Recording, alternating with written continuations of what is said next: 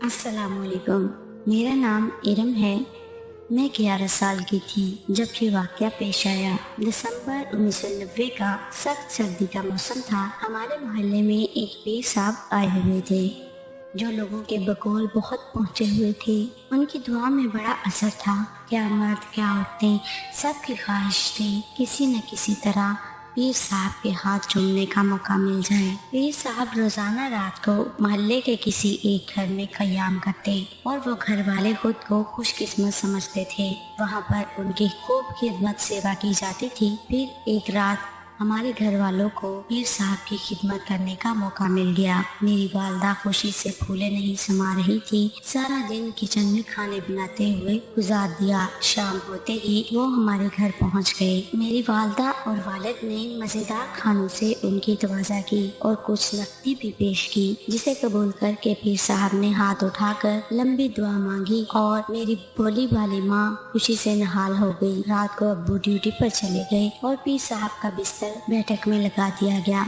जब सोने का वक्त आया तो पीर साहब ने मेरी अम्मी से कहा, सोने से पहले मुझे टांगे दबवाने की आदत है वरना मुझे नींद नहीं आती। अम्मी ने झट से मुझे हुक्म जारी कर दिया कि इरम बेटी बाबा जी की टांगे दबा दो और खुद दूसरे कमरे में चली गई। अब मेरा कोई भाई तो था नहीं, इसलिए ये इंतहाई अहम फरीजा मुझे ही सौंप दिया गया था। मेरी अम्मी तो पीर साहब की इतनी कदरदान थी कि उनका बस चलता तो खुद ये काम करने लग जाती। मुझे एक तो पहले ही पीर साहब अच्छे नहीं लगते थे, ऊपर से उनकी टांगे दबाने वाला काम मेरे गले पड़ गया। चारों नाचार मैं उनकी चारपाई पर बैठ गई और टांगे दबाने लग गई। थोड़ी देर के बाद पीर साहब ने मेरा हाथ पकड़ा और कहने लगे, तुम्हारे हाथ ठंडे हैं, मैं गर्म कर देता हूँ। फिर मेरे दोनों हाथ पकड़कर दबाने लग गए। मुझे बहुत उलझन महसूस होने लगी, लेकिन एक तो वो बड़े हर दिल अजीज थे, दूसरा मैं नासमझ बच्ची थी, इसलिए खामोशी से उनकी बिस्तर पर बैठी रही कि वो नाराज न हो जाएं। फिर उनकी दस्तराजियां बढ़ती चली गई। मैं खामोशी से बैठी रही। कोई 1 घंटा वो मेरे जिस्म के साथ छेड़छाड़ करते रहे। जब उनका दिल भर गया तो मुझे कहने लगे, अब जाकर सो जाओ, बाकी कल रात दबाना। ये सुनकर मैं परेशान हो गई कि ये सब कुछ कल भी करना पड़ेगा। मैं खामोशी से जाकर बिस्तर पर लेट गई। मेरे दिल में इस पीर साहब के लिए शदीद नफरत भर गई थी। मुझे उस शख्स का असली चेहरा पता चल गया था जिसको सब सर आंखों पर बिठाते थे, लेकिन मैं चाह कर भी कुछ नहीं कर सकती थी। फिर अगले दिन सारे मोहल्ले में बात फैल गई कि पीर साहब मुसलसल दूसरी रात भी खिदमत का मौका हमारे घर वालों को देना चाहती हैं। मैं समझ गई कि पीर साहब की नजर मुझ पर है। उस रात भी हस्बे तवक्का पीर साहब की टांगे दबाने की जिम्मेदारी मेरी थी। असल में मेरी अम्मी मुझे बच्ची समझती थी, लेकिन पीर के लबादे में छुपा वो शख्स मुझे जवान होती लड़की समझता था। उस रात पहले तो वो देर तक मुझसे टांगे दबवाता रहा। जब उसने देखा कि मेरी अम्मी सो गई हैं तो मुझे कहने लगा कि तुम थक गई होगी, थोड़ी देर यहाँ बिस्तर पर लेट जाओ, मैं तुम्हारी टांगे दबाता हूँ।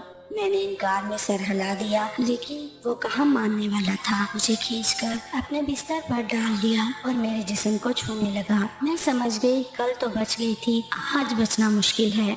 मुझे मेरी माँ पर गुस्सा आ रहा था जो मुझे इस भेड़िए के हवाले करके खुद मजे से दूसरे कमरे में सो रही थी। मैंने भागने का सोचा, लेकिन उस शैतान की गिरफ्त के आगे खुद को ऐसी चिड़िया में समझ रही थी जिसको किसी ताकतवर बाज ने दबोच रखा हो।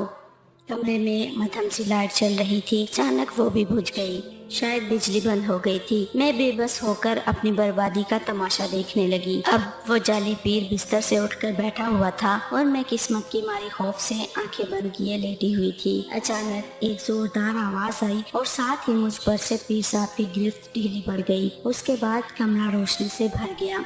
मैंने आंखें खोल कर देखा तो मेरी माँ हाथ में बड़ा सा डंडा पकड़े गजबनाक हालत में खड़ी थी। फिर देखते ही देखते मेरी अम्मी ने पीर साहब पर डंडों की बारिश कर दी। वो शैतान अपने जूते छोड़कर भाग खड़ा हुआ। उसने दरवाजा खोला और रात के अंधेरे में फरार हो गया। इसके बाद वो जाली पीर कभी हमारे इलाके में नजर नहीं आया। मेरी अम्मी ने मुझे बताया कि उसको शक तो पीर साहब पर पहली रात ही हो गया था, लेकिन आज रात मैंने छुप कर सब कुछ अपनी आंखों से देख लिया था। मेरी अम्मी ने खुद ही घर की लाइट बंद की ताकि पीर साहब को डंडा पड़ने से पहले संभलने का मौका ना मिल सके। फिर मुझे गले से लगाकर कहने लगी, मेरी बेटी ये कैसे मुमकिन है, औलाद मुसीबत में हो और माँ को खबर ना हो। मैं माँ की गोद में बैठी रोई जा रही थी। मैं एक मदरसे में पढ़ने जाती थी। वहाँ मेरे जैसी बहुत सी लड़कियाँ और लड़के पढ़ते थे। सुबह 7 से 8 और शाम को 4 से 6 बजे तक उस्ताद हमको पढ़ाता था।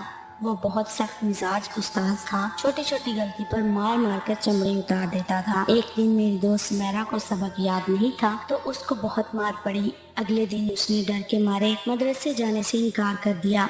मैंने उसको समझाया और दिलासा दिया तो वो मेरे साथ दोबारा जाने पर राजी हो गई, लेकिन डर की वजह से उसको सबक भूल चुका था। जब सब बच्चे अपना अपना सबक सुना चुके तो आखिर में उस्ताद ने सुमेरा को बुलाया तो वो बेचारी बुरी तरह फंस गई। उसको कुछ भी याद नहीं था, लेकिन उस्ताद ने खिलाफ तवक्को उसको मारने की बजाय प्यार से समझाना शुरू कर दिया और कहा कि जब सब बच्चे छुट्टी कर जाएं तो तुम आधा घंटा मजीद रुक जाना, तुमको अच्छी तरह सबक याद करवा दूंगा। उस्ताद का नरम रवैया देखकर सुमेरा खुश हो गई। हम सब बच्चे घर चले गए, लेकिन सुमेरा मदरसे में ही रुक गई। अगले दिन जब सुमेरा मदरसे आई तो उसका रंग उड़ा हुआ था और वो खामोश खामोश सी लग रही थी।